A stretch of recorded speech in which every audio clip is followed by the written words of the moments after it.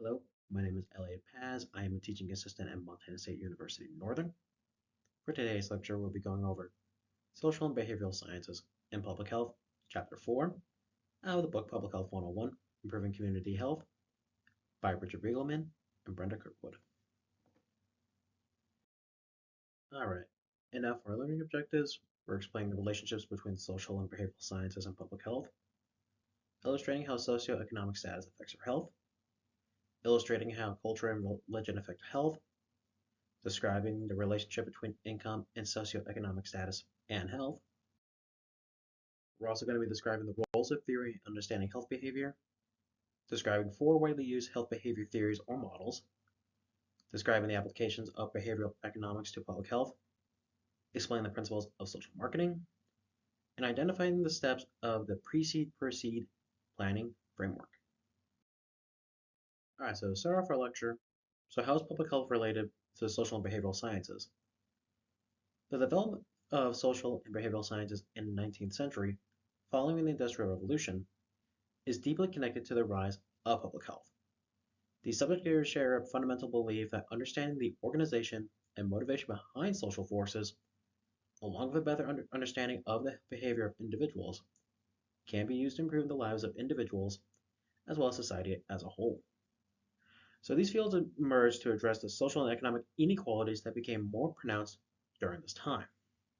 They led the foundation for what we call social justice, the concept that society should ensure fair treatment and equitable access to the resources/benefits it offers.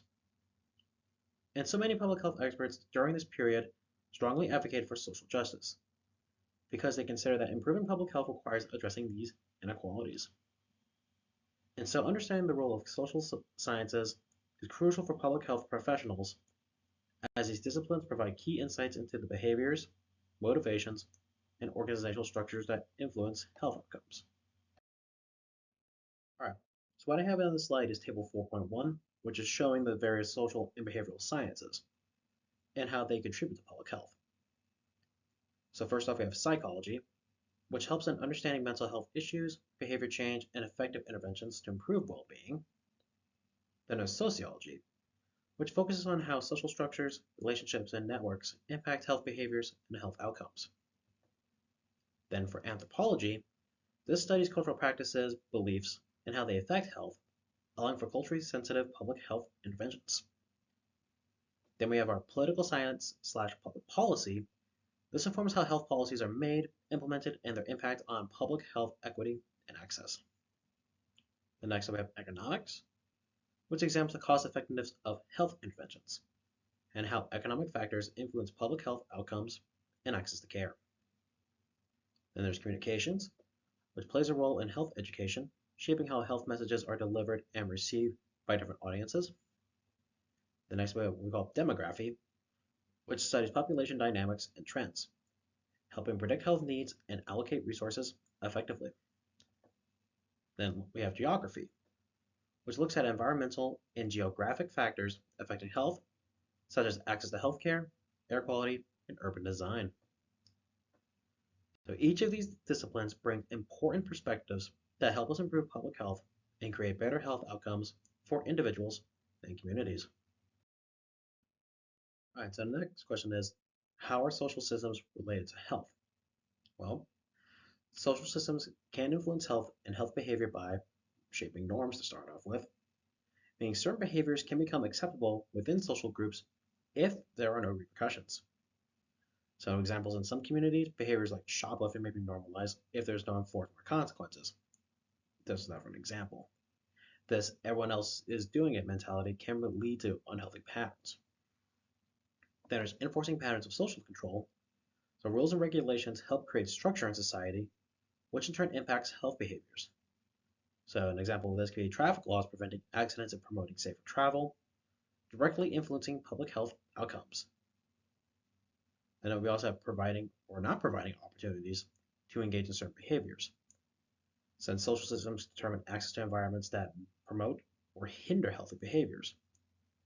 So here, say a community with access to a public pool or well-maintained park with walking trails will encourage physical activity, which in turn promotes better health.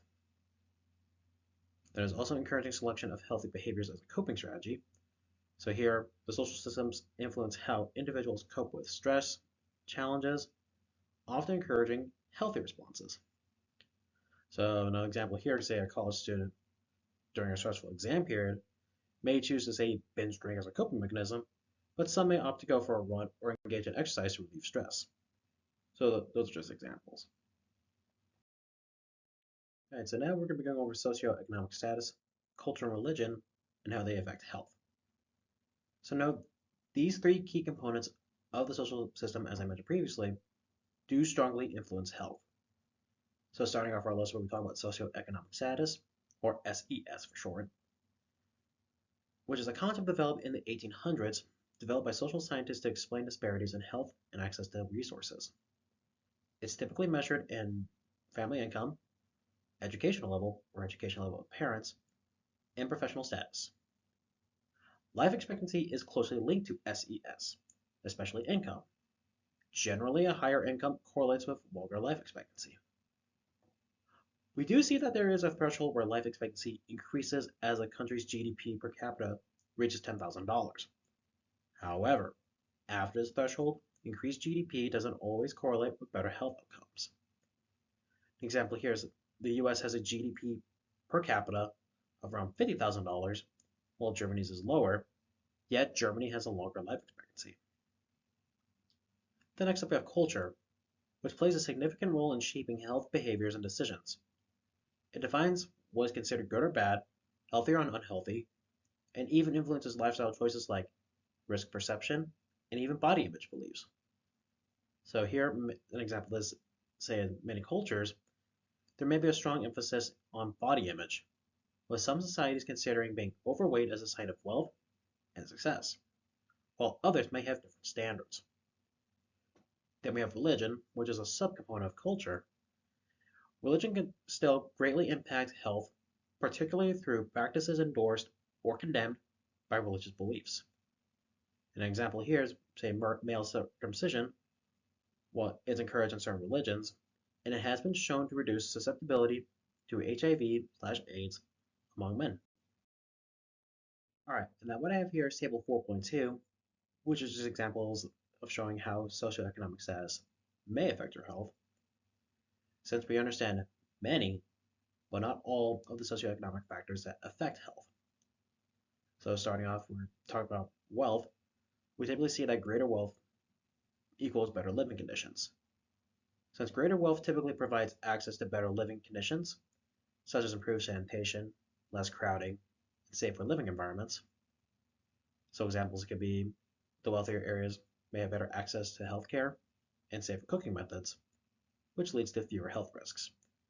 Contrast that with situations like the overcrowded conditions of the Miami train system, maybe another public subway, where crowded, unsanitary conditions can contribute to health problems.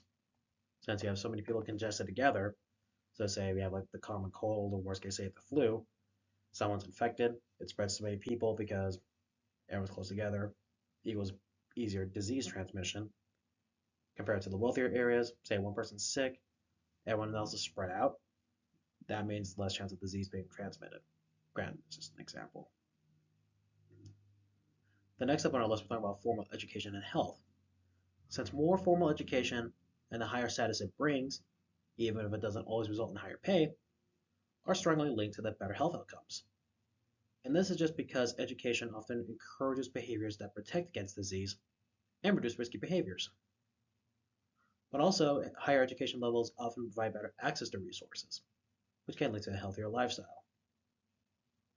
Now, say we're talking about exposure to health hazards, say in the lower socioeconomic statuses.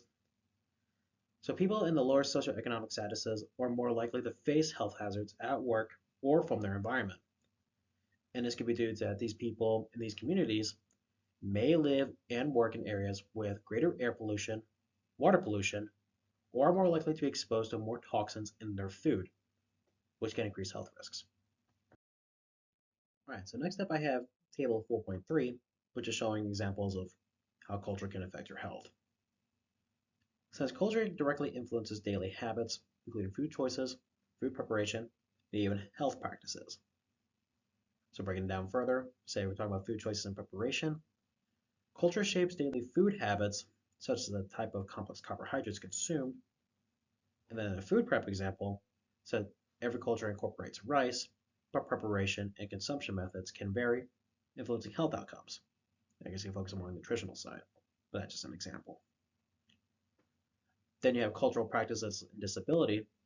Says cultural practices can have a very clear cut positive and negative effects on health and disability.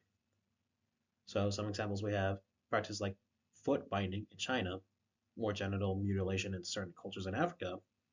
These can lead to long-term health complications.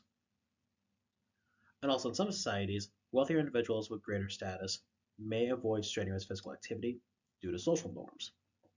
So that's another area. Then we also say how that responds to health concerns. Cultural beliefs also influence how individuals respond to health issues and what health interventions they seek. Because in many cultures, medical care is only sought after symptoms appear rather than for preventative care. Also, many cultures have developed self-care practices, often relying on family healers and self-medication. There's also communication about symptoms and willingness to accept medical interventions that are also often influenced by cultural traditions. All right, so now what I have here is table 4.4. Now we're going to be focusing on how religion may affect your health.